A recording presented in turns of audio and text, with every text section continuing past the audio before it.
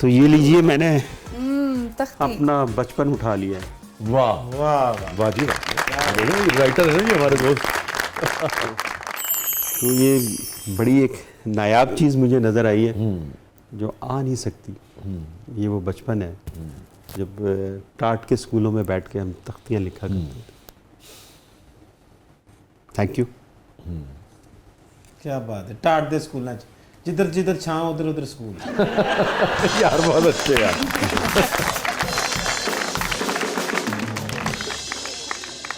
ऐसा ये सिर्फ बचपन नहीं है, बहुत सी यादें इसमें समाई हुई हैं। मुझे अपने एक टीचर जो है ना वो याद आ गए, अल्लाह उनके दर्जात बुलंद करे, आमीन आमीन। आमीन।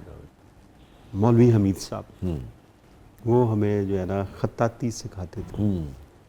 तो दो दो तीन तीन तख्तियाँ जो है ना वो जो है ना लिखवाते थे। फिर जो है ना वो उस वक़्त वो सोटियाँ जो है ना वो एक स्कूल की टीचर की सोटी होती थी, तो वो भी बरसती थी कभी कभी। मैं समझता हूँ कि वो उनका जो है ना सिखाया हुआ उसी से ही चल रहे हैं बात।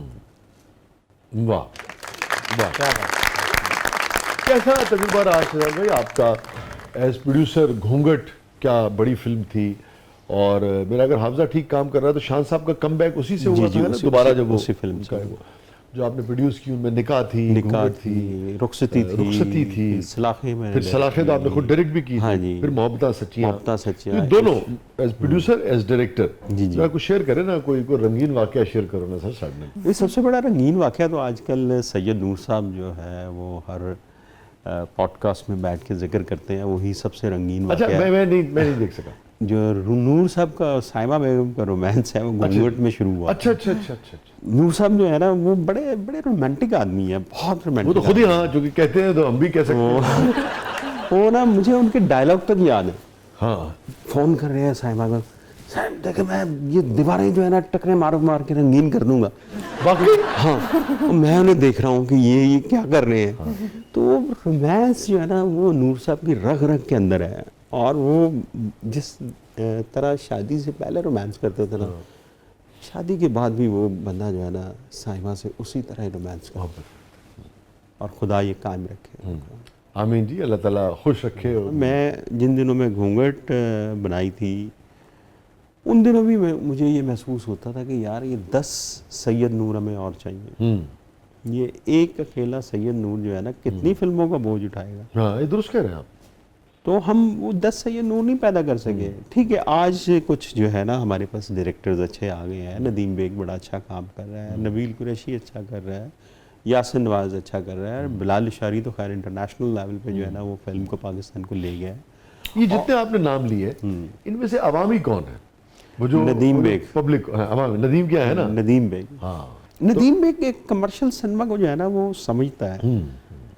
नदीम बेग, यासिर नवाज जो है वो भी कमर्शियल सिनेमा को जो समझता हसन के है। साथ बनाई उसने। हाँ जी, रॉक नंबर 1 और 2। नबील कुरैशी, एक और डायरेक्टर एहसन रहीम, हाँ, एहसन is तरीफा इन ट्रबल जो है ना बनाई थी, इज वेरी कमर्शियल डायरेक्टर। बड़ा अच्छा ये सब लोग काम करें। अब जो ज़रूरत है ना सर, पाकिस्तान में अच्छे डायरेक्टर्स, अच्छे सिनेमेटोग्राफर्स सब लोग आ गए हैं।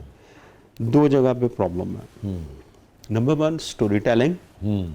स्टोरी टेलिंग में अभी तक हम जो है ना वो मार खा रहे हैं। दुरुस्त कह रहे हैं। और producer, professional and creative producer, हमेशा जो अच्छी फिल्म होती है ना उसके पीछे एक अच्छा प्रोड्यूसर होता है। और आप चूंकि बात कर रहे हैं तो हमारे पास चूंकि इतना वक्त नहीं होता शो में, मगर सिर्फ इतना ही हम कह के गुजर जाएंगे। आप इसमें कुछ कहना चाहें तो ज़रूर कहें कि फाइनेंसर और प्रोड्यूसर में एक फ़र्क होता है।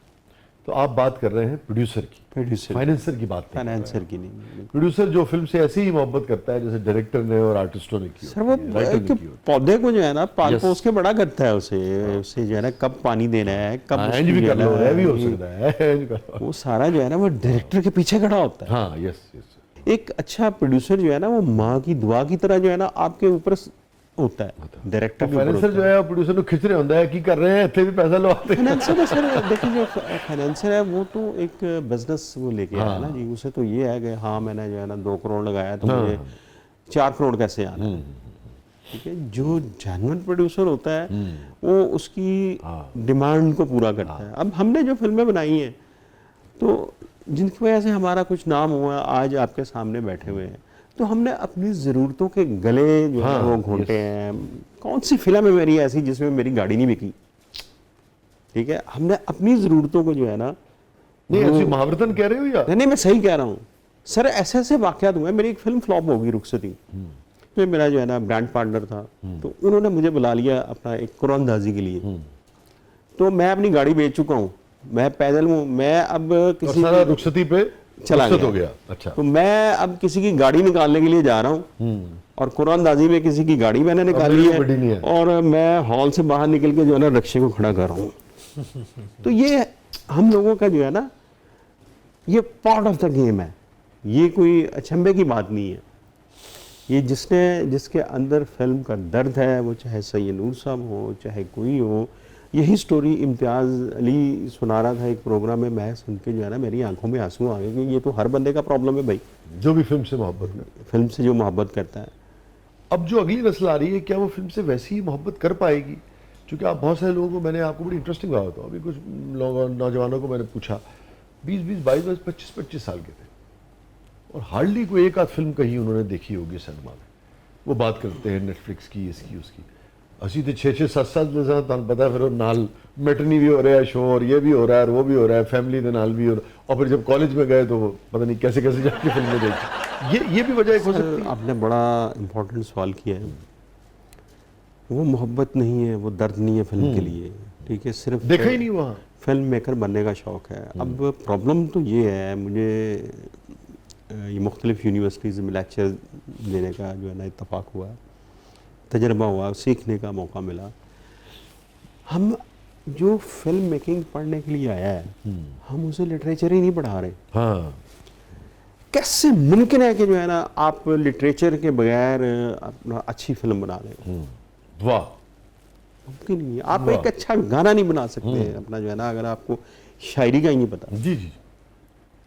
तो वो चीज़ जो है ना बड़ी लैक कर रही है। हमें जो है ना इन बच्चों को, इन फिल्म मेकर्स को लिटरेचर की तरफ लेके आना पड़ेगा।